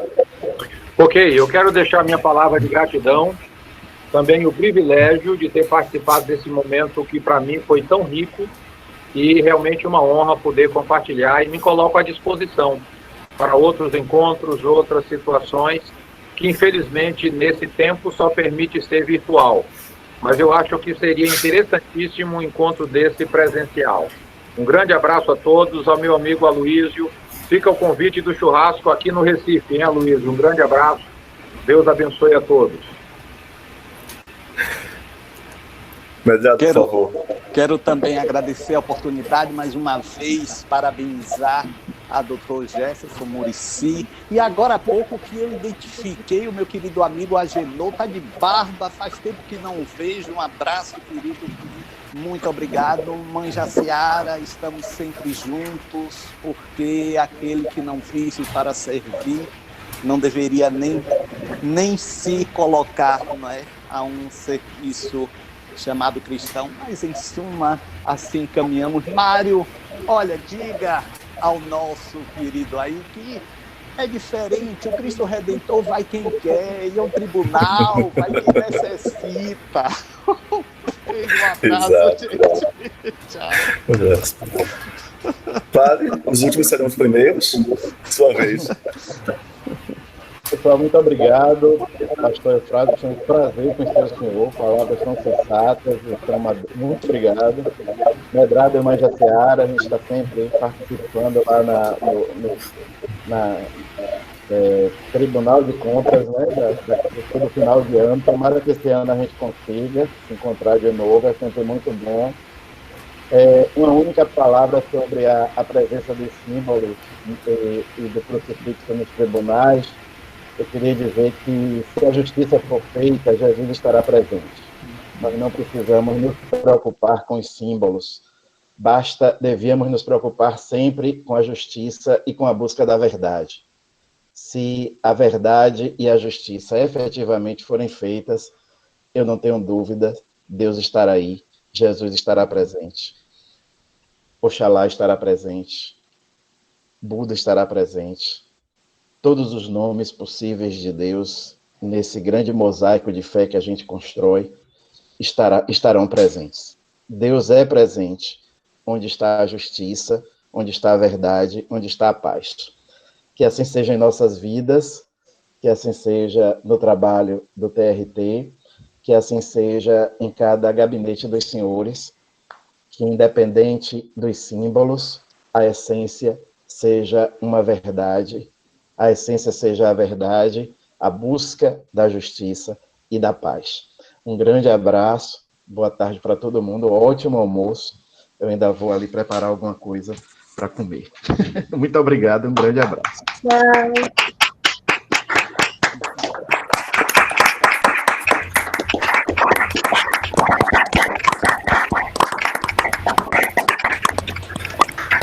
Boa tarde a todos. Padre Manuel, te amo.